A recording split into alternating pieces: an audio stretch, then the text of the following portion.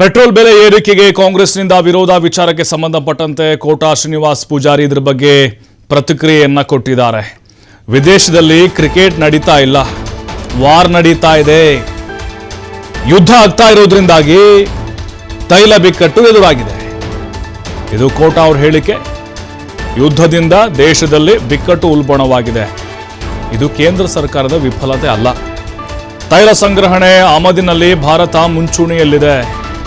ಸಿದ್ದರಾಮಯ್ಯನವರು ಟೀಕೆ ಮಾಡ್ತಿರೋದು ದುರದೃಷ್ಟಕರ ಅಂತ ಬೆಂಗಳೂರಿನಲ್ಲಿ ಸಂಸದ ಕೋಟಾ ಶ್ರೀನಿವಾಸ್ ಪೂಜಾರಿ ಗರಂ ಆಗಿ ಉತ್ತರ ಕೊಟ್ಟಿದ್ದಾರೆ.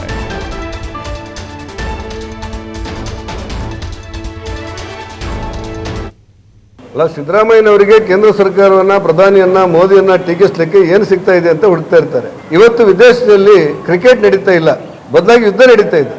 ಅಂತಹ ಸಂದರ್ಭದಲ್ಲಿ ಪರಂಪರೆಯಿಂದ ಭಾರತ ಮತ್ತು ಇಡೀ ಜಗತ್ತಿನ ಪರಂಪರೆಯಲ್ಲಿ ಅನೇಕ ಸಂದರ್ಭಗಳಲ್ಲಿ ಯುದ್ಧ ನಡೆದಾಗ ಇಲ್ಲಿರುವಂಥ ಸಮಸ್ಯೆಗಳು, ತೈಲದ ಬಿಕ್ಕಟ್ಟು ಮತ್ತಿತರ ಸಮಸ್ಯೆಗಳಾಗ್ತಾ ಇದೆ.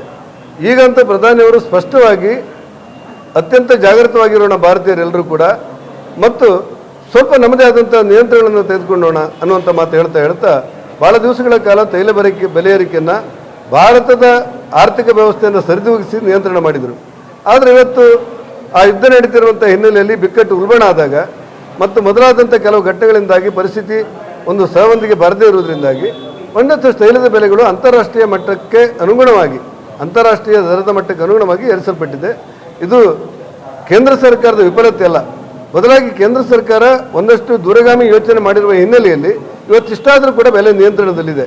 ಜಗತ್ತಿನ ಬೇರೆ ಬೇರೆ ದೇಶಗಳಲ್ಲಿ ಅವರ ಕೈಮೀರಿ ಹೋಗಿ ಭಾಳ ಕಷ್ಟಪಡುವಂಥ ಪರಿಸ್ಥಿತಿಯಲ್ಲಿ ಭಾರತ ಇವತ್ತು ಕೂಡ ತೈಲ ಸಂಗ್ರಹಣೆ, ತೈಲ ವಿತರಣೆ, ತೈಲ ಆಮದು ಮತ್ತು ತೈಲ ಉತ್ಪಾದನೆ ಇವೆಲ್ಲದರಲ್ಲೂ ಕೂಡ ನಿಯಂತ್ರಣವನ್ನು ಸಾಧಿಸಿ ಭಾರತೀಯರಿಗೆ ರಕ್ಷಣೆ ಕೊಡುವ ವ್ಯವಸ್ಥೆಯನ್ನು ನರೇಂದ್ರ ಮೋದಿ ಅವರು ಮಾಡ್ತಾ ಇದ್ದಾರೆ.